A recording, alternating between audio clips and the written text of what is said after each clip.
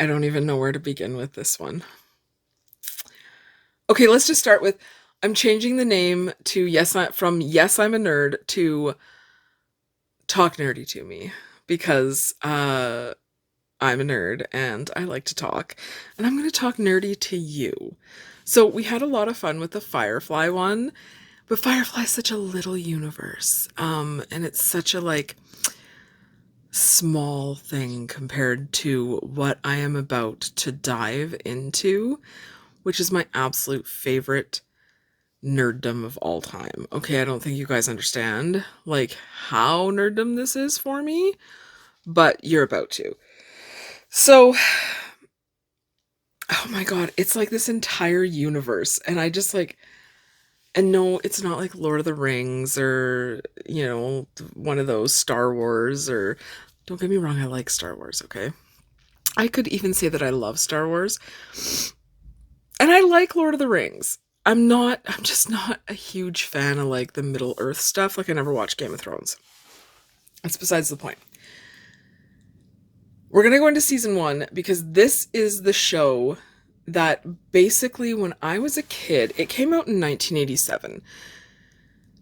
September 28th, 1987. So I was 2.5. My sister wasn't even born yet. And then as we got older, so I remember watching Star Trek when I was really, really little, okay? I mean really little. For whatever reason, I have weird memories of that kind of stuff. So I have been watching Star Trek since I was born. So since I was 2 years old, I've been watching Star Trek. And it has changed my life. So here's just one action figure that I have of Q from Encounter at Farpoint. This is when Q is the judge. I love him, John Delancey. He is amazing. I've met him a couple times. Encounter at Farpoint is the very first episode of The Next Generation, which is Star Trek, which is, oh my god, I'm absolutely obsessed with it.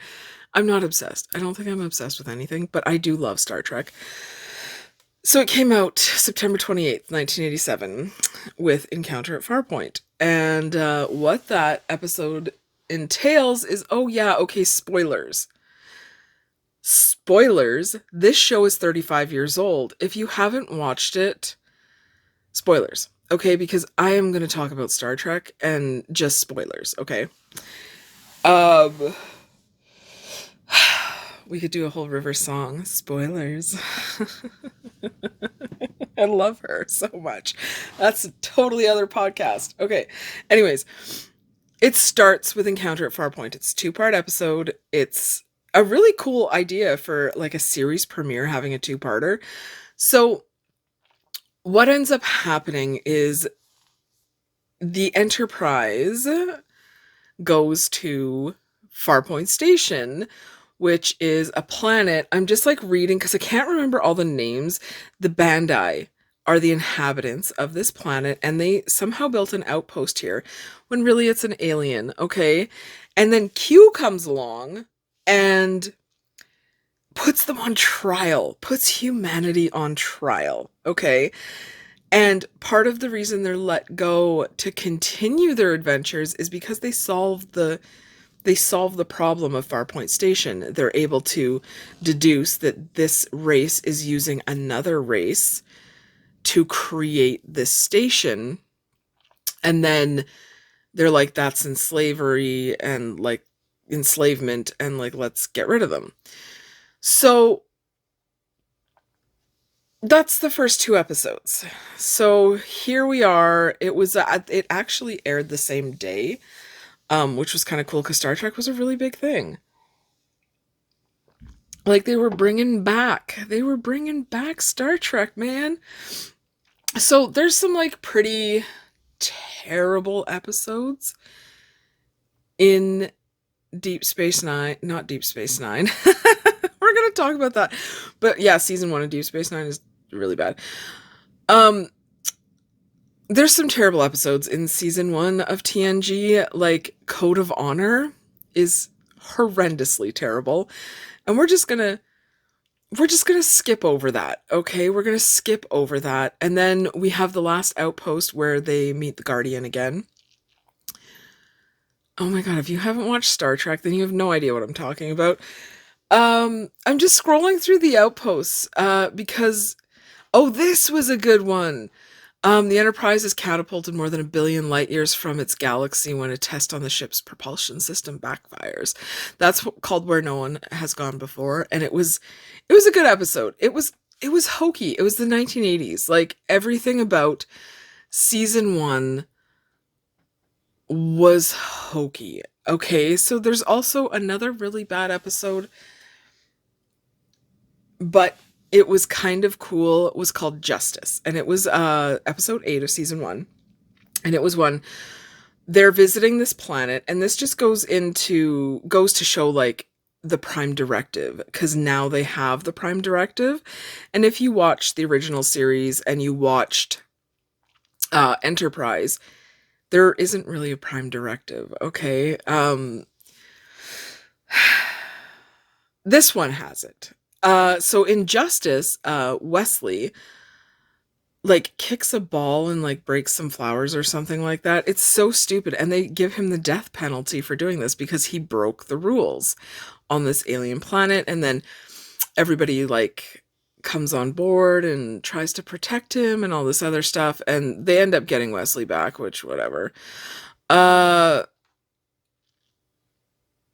then there's the battle that has the Ferengi with the Stargazer. That's Picard's first, like, I think it's the first ship he captained. Oh god, I am absolutely such a nerd. Okay, so I'm pretty sure the Stargazer is the first ship Picard captained. And so this Ferengi thing anyway, I don't want to spoil too much of this because, like, it's such a good series. And if you haven't watched it, I really want you to. And, like, how much I loved Star Trek and the impact it had on other sci-fi series and just bringing sci-fi back to the forefront. And this is in the 1980s, guys. Like, this isn't, 2005 happened. Like, oh, I feel so old some days when I'm on here. That's okay. The one where Q gives Riker superhuman powers. So there's a thing. Oh my god, I don't even know if I should talk about this in this podcast. So there's a thing. I'm going to anyways, because we'll probably mention it in other things.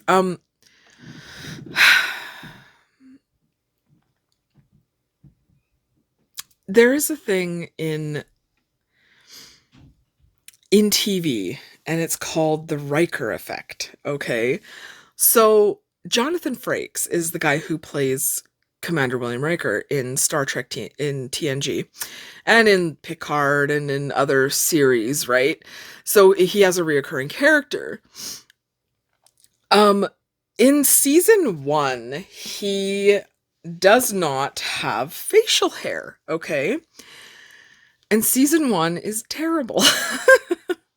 And then he gets a beard, the ratings go up, and, like, yeah, so it just got better. The series got better, the acting got better, everything about it got better, and people call that now the Riker effect, because in other series, when someone grows a beard and the show gets better, they're like, oh, it's the Riker effect. Okay, so anyways, now that we're done that bit of nerdiness, let's see some other really good episodes.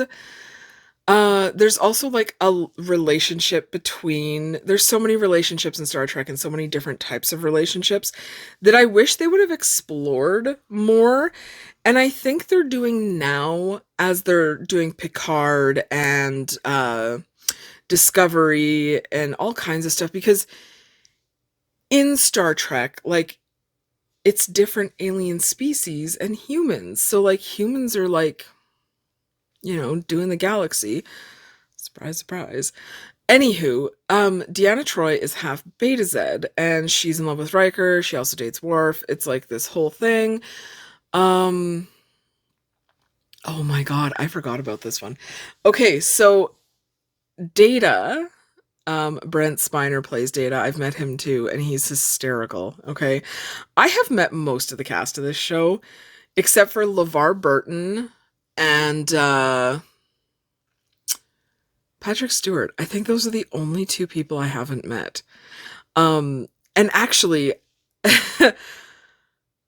so Robert Picardo and John Delancey did a thing with the Philharmonic Orchestra, and it was the music of Star Trek. So they were in Calgary, and we went and saw this at the Philharmonic, and it was amazing. It was so good. And we're in the after party. So we go to the after party because my sister and I are just absolute nerds. Okay.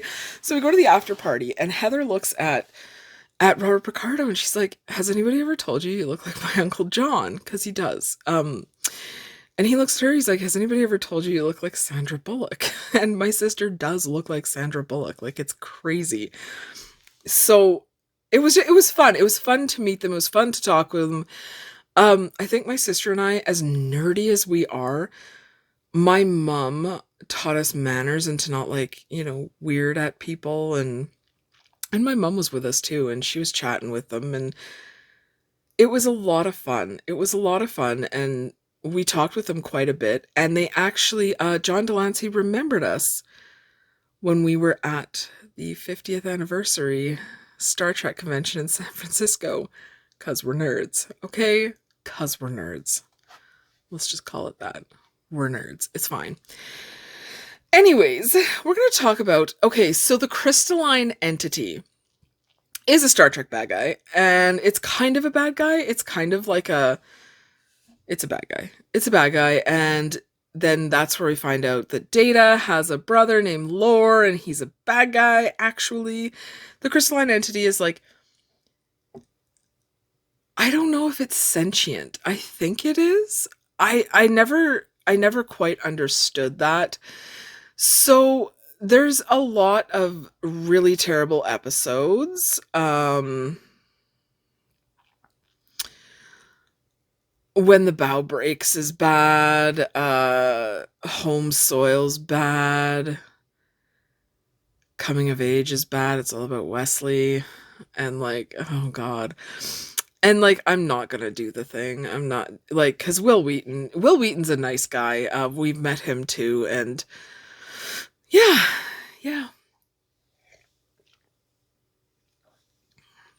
Oh, I don't even remember that. Oh yeah, I do. It's a Worf-centric episode. Worst episode ever. It's a Worf-centric one. It's called Heart of Glory. The Arsenal of Freedom, also bad. There's a lot of really, really bad. Oh yeah, Conspiracy was a good one. Okay. I really liked that one.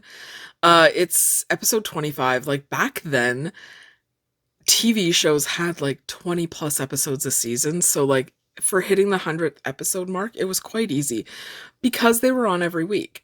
You needed a new episode every single week. It wasn't like watching, Walking Dead or any of these other shows that are now series, right? So they kind of took the British form of doing a television show, because if you watch Doctor Who, there's no way in hell there's 20 episodes in a season of that. There's 6, maybe 10, and it's a series. So that's what a lot of these shows that are on HBO and AMC and Paramount and all that, they're series. So that's what they're doing now, instead of being a serial where it's episodic, right? There's there has to be, we're going to order 25 episodes for this season and you have to produce. So Conspiracy is the second last episode of season 1. It's actually quite good. And Star Trek. There's spoilers in this. So what ends up happening is an alien has taken over the upper ranks of Starfleet by attaching itself. I can't remember if it's in their brains or something, and it's this weird, I don't know, centipede looking thing, because Star Trek. So yeah.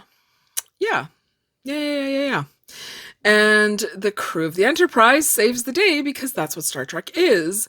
The crew saves the day. Which I'm okay with. Okay? The last episode of season 1 is episode 26. It's called The Neutral Zone. And here's the synopsis. Waiting for Captain Picard's return from a Federation conference, the Enterprise crew discovers a disabled 20th century Earth satellite containing 3 perfectly preserved bodies frozen over 300 years by cryogenics. I liked this episode. It was well done. It was well written. And it was just so different. It was trying to like pull TNG into modern era of the 80s.